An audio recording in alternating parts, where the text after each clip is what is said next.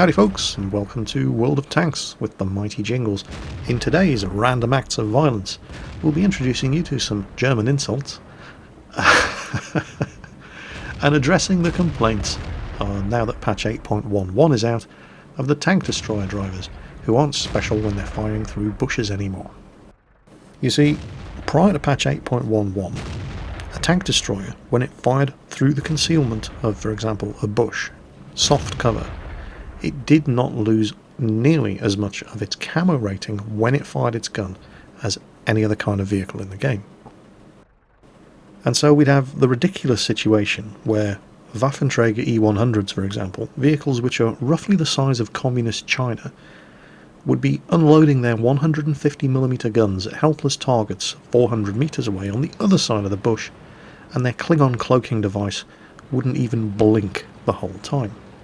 Well, that doesn't happen anymore.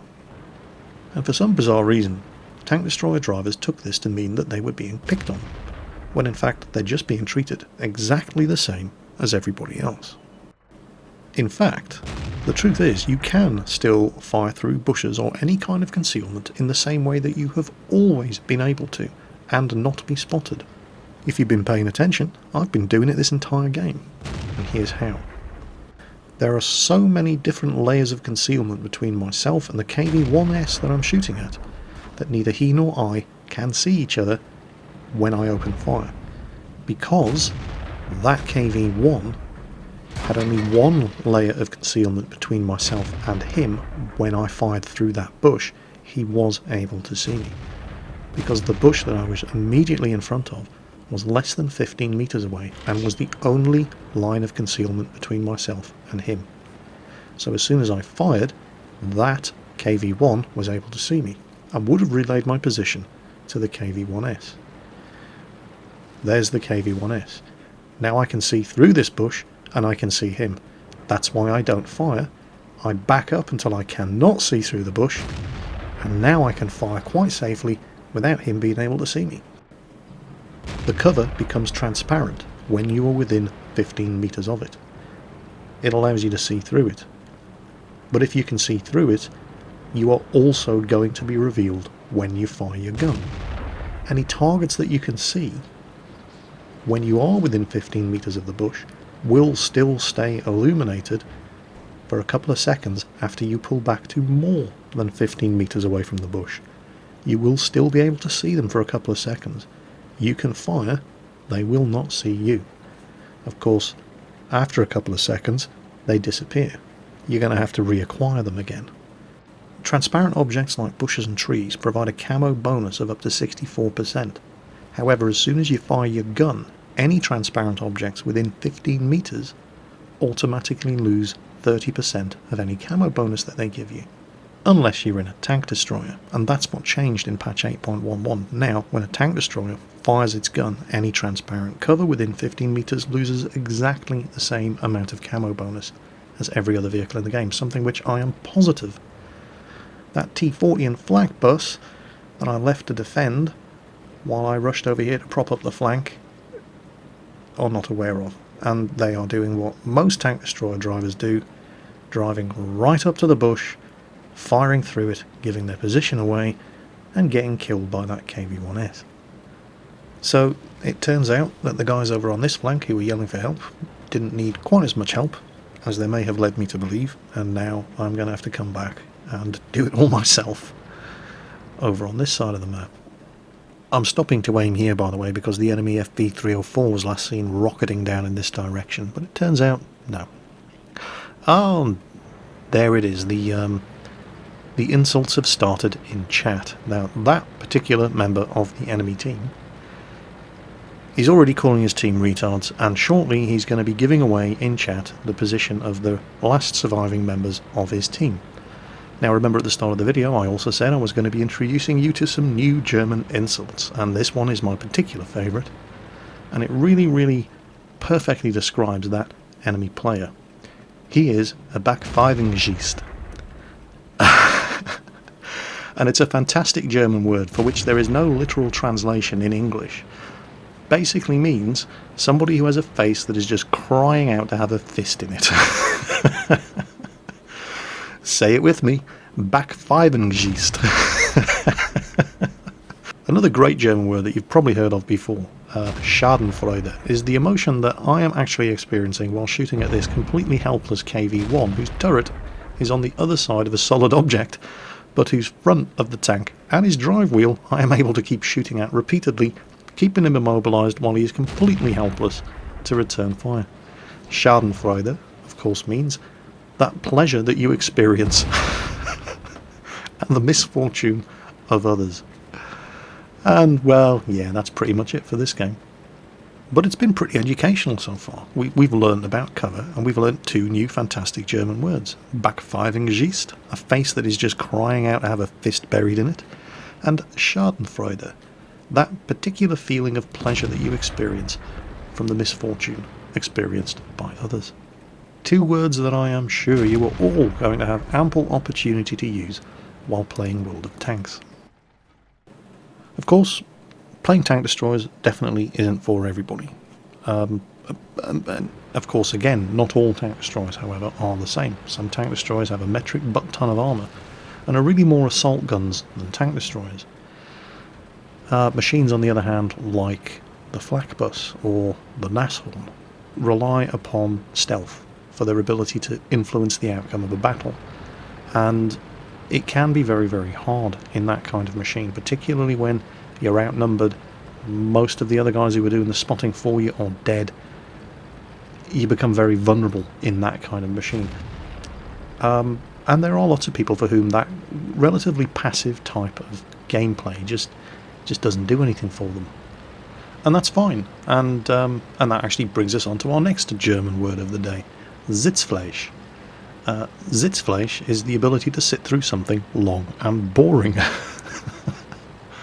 And in the more fragile of the tank destroyers out there, a healthy dose of Sitzfleisch is definitely required. I just can't make my mind up whether or not the AMX-48 is one of those kinds of tank destroyers. On paper you wouldn't think so. It's got 120mm of armour at the front, heavily sloped, and it's got 2 very, very good guns. The 100mm gun is a really good gun on this tank, as is the 120mm gun. But it's also got these big weak spots. It kind of sits, well, in more than one way, slap bang between the Tier 7 AMX-46 and the Tier 9 AMX-50 Foch. And not just because this is sitting here at Tier 8, which is between the Tier 7 and the Tier 9, but because the AMX-46 is very much a machine that will get you killed most of the time if you try to be aggressive with it. Whereas the AMX-50 Foch is legendarily tough from the front, and you can afford to take a lot more risks in it. The AMX-48, on the other hand, is neither here nor there. The frontal armour is way better than on the 46, but it's still got those big old weak spots at the front that the AMX-50 Foch just doesn't really have. And it only has 1,000 health. And at Tier 8, the kind of guns shooting back at you are entirely capable of ending your existence in 2 or 3 hits. And so I'm never really quite sure which way to recommend playing the AMX-48. I think the trick with a 48 is certainly at first play it like a traditional tank destroyer, even when you're top tier. Stay back, let the other tanks spot the enemy for you, take your shots at long range.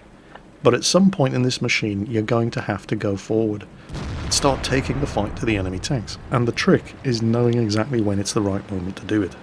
So if map awareness is not one of your strong points, and you spend far too long sitting around at the back of the map, pussying around like a Sitzpinkler, another German word which means a gentleman who sits down to piss, you're probably not going to be consistently good in the AMX-48.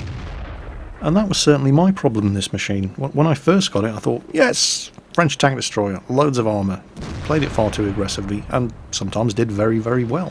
But most of the time, didn't. And recognising when it was the right time to actually be aggressive in this thing is something that it took me a long time to get to grips with. You know, it was easy in the AMX-46, just don't be aggressive in it, unless you absolutely have to. It's relatively easy in the AMX-50 Foch. You can pretty much be as aggressive as you like. You know, within reason. In this thing, well, I think right now, judging by what's going on the other flank, we've got to start pushing. The time for being a Sitzpinkler is well and truly over. The enemy team have got it all their own way on the other side of the map, and the enemy tanks down this side have had their nose well and truly bloodied, and if we want to get any more fighting done, we're going to have to push forward, bring the fight to them, and take the pressure off our guys on the other side of the map. And while the AMX-48 isn't a Hellcat, it's still bloody fast. It'll do 50 kilometers per hour with ease, and it's very, very good at rapidly being able to bring pressure to bear where pressure is needed. KV-1S in front, T-29 immediately around the corner to my left. Okay, T-29's been killed, now it's safe for me to go around this corner. Didn't want to go around after the T-29 because that would have given my flank to the KV-1S. Didn't want to charge across against the KV-1S because that would have given my flank to the T-29. Now the T-29's dead, I can outflank the KV-1S while he's occupied with a Type 59 in front of him. So we're going to motor around this corner. There he is. Type 59 killed him anyway. Right. We've got a KV-4, an AMX-48. We do not know where their artillery and their SU-100 are. Other than the FV-304 and the SU-100, all the enemy tanks are accounted for. Which means that the only possible explanation for why our Hellcat, if you look at the map, is still sitting in the position that he is because he's a Sitzpinkler. He's so afraid of getting into trouble that he sits down to piss. There's their artillery. Just the SU-100 unlocated now, but the AMX-48 is up there somewhere as well. There's the KV-4, and he clearly has sixth sense. The second I popped up, he started reversing. Artillery takes a pot shot at me. I know how dangerous these little bastards are, so I'm going after him rather than the KV-4, even though the KV-4's a one-shot kill, and has in fact died. So it was the right decision. And there's the SU-100. Okay, got to get close, ram and shotgun, and then move forward and get under this guy's gun. You'll note the enemy Tiger 2, who's killed circumflexes and is laughing about it, and is now threatening to come over and do the same to me, because he is a backfiring gist. And ammo rack, a healthy dose of Schadenfreude. German with Jingles, educational fun for all the family. Anyway, final replay of the video. Same map, but this time I'm platooned up with Circumflexes and Thunderfunk. They're both in E75s, but we don't need no stinking armor. I'm in the Centurion Mark 7, which is probably my favourite tank in the game. Although it changes. It used to be the M46 pattern, now it's the Centurion Mark 7, which is a lot like the M46 pattern, except that it's got a much, much better gun. Well, it has two very, very good guns, the 20-pounder and the 105mm Royal Ordnance. I tend to rock the 105mm more lately, even though the 20-pounder is still a very, very good gun on this tank. The DPM is just ridiculous. The 105, more penetration, more accuracy, more alpha damage, but it does have a kind of slow reload. I think the biggest problem, however, with the Centurion 7 is that while it is by no means slow, it is definitely not a fast medium tank. With a top speed of 40 km per hour, it is, in fact, the slowest Tier 9 medium tank in the game. 40 km per hour isn't slow, but it is by medium tank standards. Any other medium tank, any other Tier 9 medium tank, would have made it up the side of this hill and into cover long before that IS-2 would have been able to take this shot. Now, that doesn't mean it has bad mobility. It does not have great mobility over the long haul, but it's got very, very good mobility over short distances because the power to weight ratio of this tank is fantastic. It just doesn't have a very good top speed. Another drawback with the Centurion 7 is, Well, it's huge. It is massive. It's got to be one of the biggest medium tanks in the game that isn't Japanese. I mean, look at that. Look at that's a T-34. It's the same size as a T-34. What the hell? Well, of course, the Centurion wasn't really a medium tank. It was a main battle tank. Of course, there is no main battle tank category in World of Tanks, and it's definitely not a heavy tank, so they've stuck it in the medium tank line, but it very much is what it is.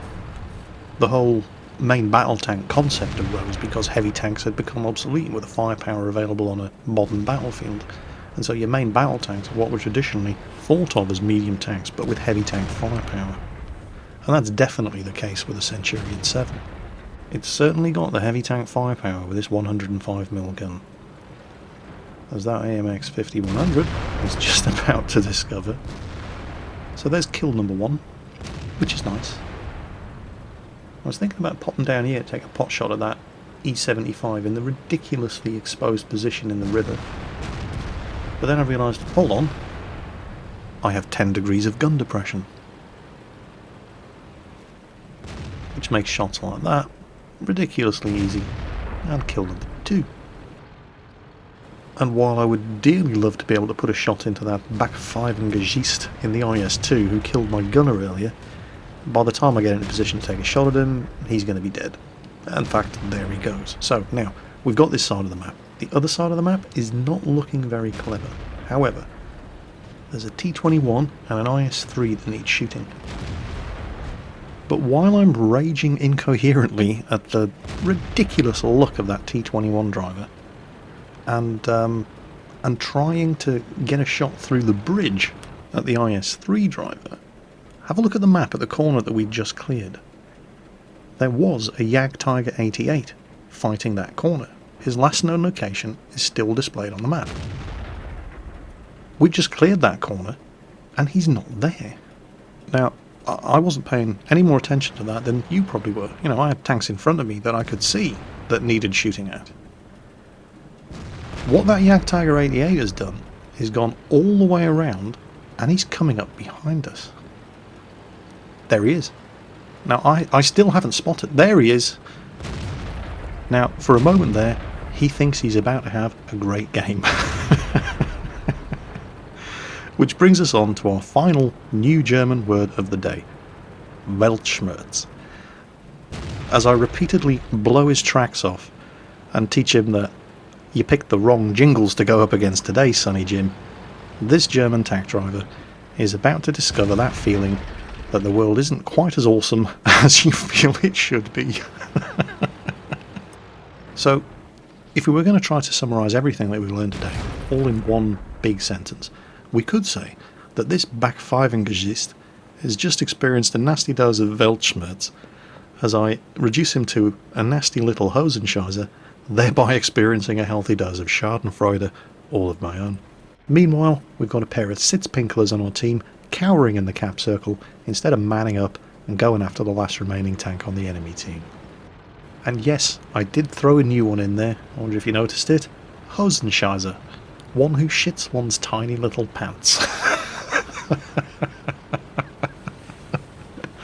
I still think my favourite is Backfivengagist. Somebody who has a face so infuriating you just want to bury your fist in it. Germany, don't go changing. We love you just the way you are. Auf Wiedersehen, folks.